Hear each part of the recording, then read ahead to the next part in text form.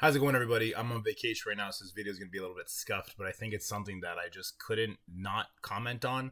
So I threw together a couple slides there. I want to talk about this stealth buff to the raids, incursion raids, which is absolutely crazy because this is like a conspiracy theory that we go through every once in a while, right? Like they've buffed the raid nodes. Like, well, that's a little bit of, personal bias, this, that, the other. Well, my teams aren't struggling and all that. But there is now definitive proof that in game the buffs were put in place in the raids, which is absolutely, it's crazy, it's asinine, right? So what am I talking about exactly? Well, this is going to be the boss node on top of the raids. This is our Hulk, who is a healer. You can see he's level 14, which I guess is like purple level 4, which we don't even know what that does. I assume it's extra life because normally what the fourth one is. And as we can see on his ultimate, like attacks all enemies, 450% damage, flips positive effects and negative effects, applies trauma, 500% extra focus, attacking numbers defense up, cannot be blocked, clear all battlefield effects on enemy turn, attack damage, battlefields are unavoidable, lasts until cleared until the end of the match. And if we look at his passive, on spawn charged, on spawn focus an ally, gain whatever, on turn heal. At the end of any turn with this character's fire more charge, get the energy, get the speed bar. When an enemy attacks this character, gain charge. At the end of this character's turn, if it with an ally, gain 1 charge. Extra focus. First of all, I'm glad they're simplifying the kits. This is way too long. For each charge, gain 10% speed, block chance, and then there's stuff for in war that we do not even have to bring into the equation for this, right? Because it's all locked behind war. But then, if you go into that boss node right now, we're going to play this a couple times. You can see the Red Hulk ults, and some vulnerables then disappear. So let's play that back one more time so we can see we have vulnerables up on Darkhawk, both Darkhawks and Iron Man. We got 2, 2, 4, and then 2 on Red Hulk himself. He ults, and then that's going to remove 2 vulnerables. Let me try and pause it at the right time here. It's a very short clip. I can't really get it. So you can see it's falling off Darkhawk, and it's falling off Iron Man. We lose 2. Red Hulk loses all of his. So clearly something's going on there. So shout out to Curse J for getting that clip for me. Something's not right. Now this is a big problem. Let me go find the update so we can actually talk about Purple ISO and what we're actually seeing here. So it's a live Purple ISO, and if we go down to the healer aspect, when this character uses an ultimate ability, clear 1 vulnerable and solve on all allies. So first of all, it's clearing 2 vulnerables. So maybe level 4 is that it clears 2 vulnerables instead of 1. I don't know. Something is going on there, and it's really bad, and it's really gross, and it's really infuriating because Scopely has actually done a lot of cool stuff lately, but this will immediately annihilate any of that. And for me personally, it's crossing a very, very thin line. It's kind of crazy. So we're talking about the good things that Scopely's done. They buff the arena rewards, combats collusion a little bit, gives us a bunch more of these arena credits. Great for mid-game players, great for new players, and great for veteran players too. Just getting more cores out there. You get to play with more things. We're having so many different events that are do campaign energy this, do campaign energy that. They're running so many events. I wish I could pull it up, but my setup's kind of janky right now. We have the Mind of Magneto event, we have the Pool Party event, and we have the Annihilator event, all of which you can farm gold fragments or training material fragments. You can actually level more of your roster. It's all really good stuff. And then they supplement that by giving us a bunch more of these cores. They did something awesome with Blue ISO, where they made the cost to change your ISOs make a lot more sense. Even with Annihilators, and I'm going to catch a lot of flack for this, these orbs are supposed to be just extra. Now, when I think about the Hank Pym and Shuri orbs, my Shuri orbs are pretty janky, but I still ended up with a 4-star Shuri at the end of her event. And Hank Pym, my orbs were really good. I ended up with a 4-star. I bought 15 shards to get him unlocked early, but also I'm at 38 out of 130 right now. So he's closing in on 5 stars, right? My Gladiator, I pulled the jackpot. I pulled 100. And since then, I pulled an additional 26. I guess some are from the milestones, the pity milestones, right? So these milestones and these really, what people really hate these orbs, I actually like them because I think it's getting us closer to what we used to have, which is that 4-star unlock on release. And all that seems like really good stuff. But that goes completely out the window with this. With just this right here, stealth buffing the raids. And here's the thing. It makes no sense to stealth buff the raids.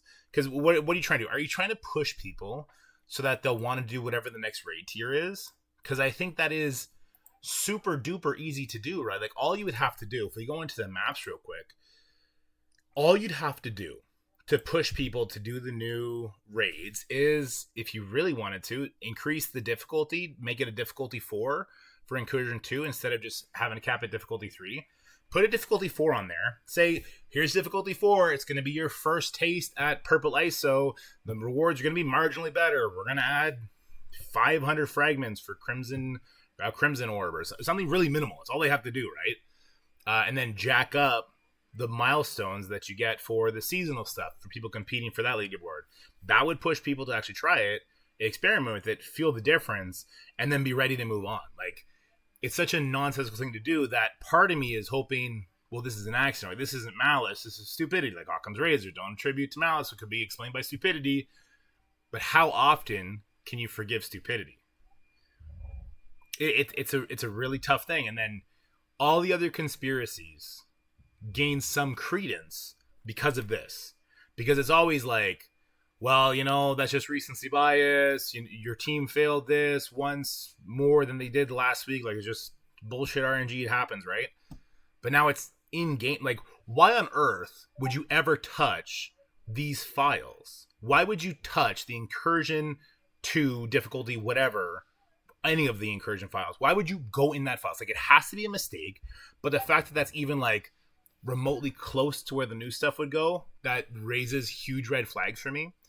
And the fact that, like, I've asked the developers about it. I'm hoping to get an answer, but it is the weekend, so I don't expect one until Monday. But it's just, it makes me personally, as someone who is an envoy, question anything that I'm given now.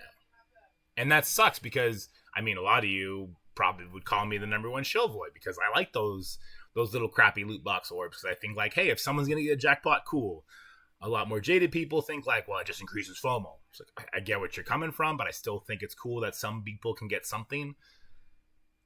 This is big for me. Like, this is... And it's coming right before a lot of cool shit drops. Like, a lot of cool shit is about to drop.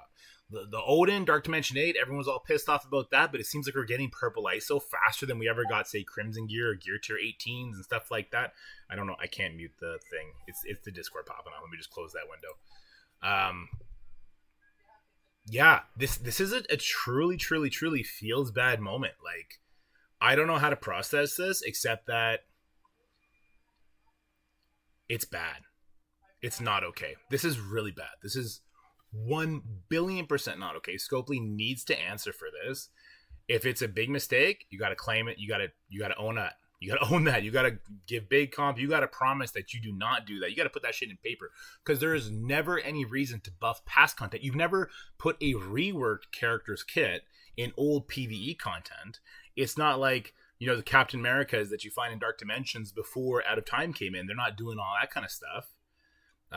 It's not like, the Silver Surfers that are in past PvE modes. You didn't jack up their stats to be percentage based on what the Annihilator's Silver Surfer is like. So there's a precedence that they don't touch PvE content. And that is important because then you're moving goalposts for players that are coming in. Now, it's cool that you're giving new players coming in more than you ever gave anybody else before. I think that's really dope. That's good.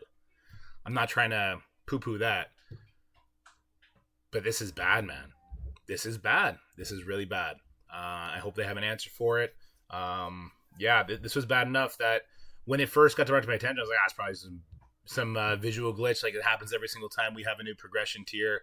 I'll ask them about it, but it's so big deal. Then someone comes in and drops that video with Red Hulk clearing vulnerables, and I'm like, what the fuck is that? That's crazy. That's not all right. Anyway, let me know what you think in the comment section below, especially on this video, because I'm gonna send them the feedback of how people feel about something like this.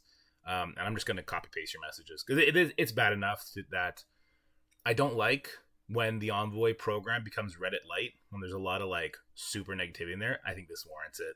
This and like the Old Man Logan, Stargate and Captain Britain, stuff like that.